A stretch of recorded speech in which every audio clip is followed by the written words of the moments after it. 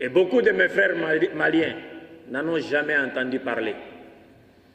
Il aurait fallu qu'Abdoul Majid soit de passage à Bamako par la grâce de Dieu pour que les Maliens découvrent qu'il y a un centre qui œuvre ici, qui travaille pour faire sortir les musulmans de leur religion. On publie annuellement, et notamment pendant le mois de Ramadan, et la brochure s'intitule « 30 jours de prière pour le monde musulman ». Mais dans cette brochure, il y a des stratégies qui sont arrêtées pour l'évangélisation des musulmans. Et qu'est-ce que j'ai trouvé dans cette brochure? Je pense que si vous demandez les Ivoiriens, ils vous en donneront des nouvelles, quoi.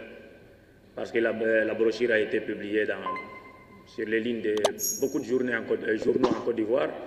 Et il y a même le frère de Ouattara qui a quitté sa région pour venir en parler à l'Assemblée nationale.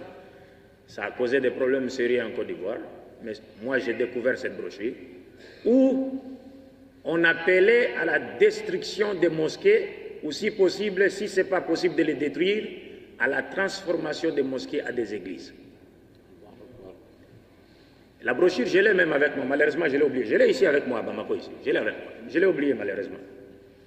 J'allais vous lire la partie concernée. C'était plus qu'horrible. Parce que ce qui s'est passé en Côte d'Ivoire en réalité, c'était une démarche visant à... C'était une épiration religieuse que les gens cherchaient. Mais la plupart des gens ne le savaient pas.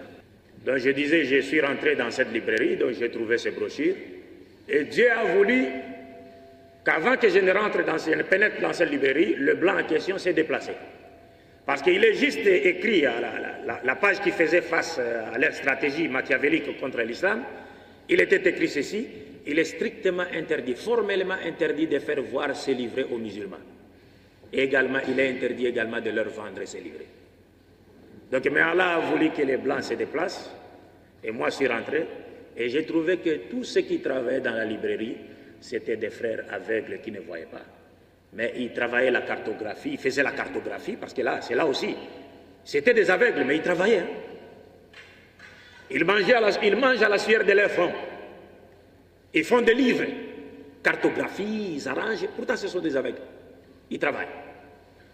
Alors j'ai pris au moins 10 exemplaires, et je l'ai présenté à l'un d'eux, qui m'a demandé à connaître le titre de la brochure. J'ai donné un autre titre. Mais j'ai payé la valeur de la brochure. Vous m'avez compris? J'ai donné un autre titre parce que je savais qu'il était écrit, il est formellement interdit de les faire voir aux musulmans, et moins encore de leur vendre ces livrets. Okay. Par peur qu'on m'arrache ces brochures, j'ai cité un autre titre, mais j'ai payé, je lui avais donné la valeur, l'argent qui convenait. C'était la valeur de la brochure, des 10 brochures en question. Et puis j'ai dispatché cela à l'imam Koudous, l'imam Samassi et d'autres imams en Côte d'Ivoire, Inch'Allah.